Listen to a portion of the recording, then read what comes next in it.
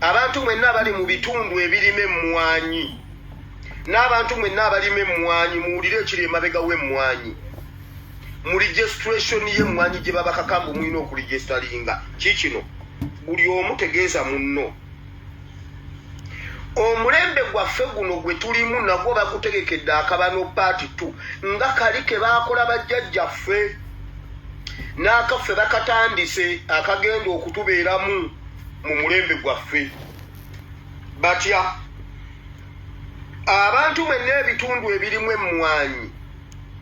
waliwo sitowa ze bagenda okuteeka mu bitundu byammwe ez'abagula emmwanyi ng'ate bagigula bbeeyi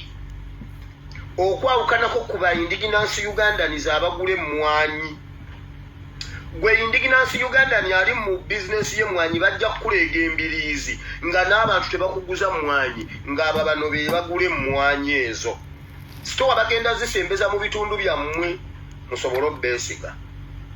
baleese ebintu bibiri ku nsonga y'emmwanyi bisatu ku nsonga y'emmwanyi 1 waliwo abantu abanoonya emirimu okulima mu mmwanyi okupakasa mu mmwanyi oba okukola mu misiri gy'emmwanyi naye kati bano abantu bagamba nti balundi gwoba olina omuntu yenna ali mu mmwanyi zaapakasa ewuwo nga mulundi munyarwanda era bonna bateeketeeke bulungi abo abazze nga bapakasa okupakasa mu misiri gy'emmwanyi bali connected ku bagenda okugula emmwanyi kodi bazirina kati ebitundu byonna ebirimu emmwanyi mugenda tutandika okulaba obubaala obulungi okusinziira ku kitundu bwe kifaanana mugenda tutandika okulaba obubaala n'obuwoteeri nga mulimu abawala abalungi abantu abo basatu bali connected abaguzi b'emmwanyi abalima abapakasa mu mmwanyi n'abatunda omwenge abali mu bubaala abawala abalungi ennyo kati bagenda kuba bakonectinga nga bali ab'emmwanyi bali abalima be bategeeza bano ab'ebyuma nti eno waliyo emmwanyi kati bw'omala okutunda biri ebiwala ne bikusalako ne bikucekera paka nga bikututteko amaja okitegedde ako kabano kapya ak'omulembe gwaffe ke batuteekamu buli muntu wenna alina omuntu apakasa mu mmwanyi 1 agamba mulundi oba agamba mukiga kwebyo ebibiri bagamba balundi oba bakiga nagamba ebyange si byankomeredde bwe njogera tandika obbinoonyerezaako bwe biba si byo ng'ogamba pasita watulimba now bagenda kikola bwe batyo emmwanyi ezo sitowa ezigenda okubeera ku byalo zigenda kufuula emmwanyi nga kyatunzi nnyo nga kya bbeeyi nnyo bateekewo ababba emmwanyi abagenda okubba emmwanyi bagenda kubeera n'ebissi basange nannyini mmwanyi bamutemeretemere mu nnimiro emmwanyi bazitwale bazifuule nga vanira kati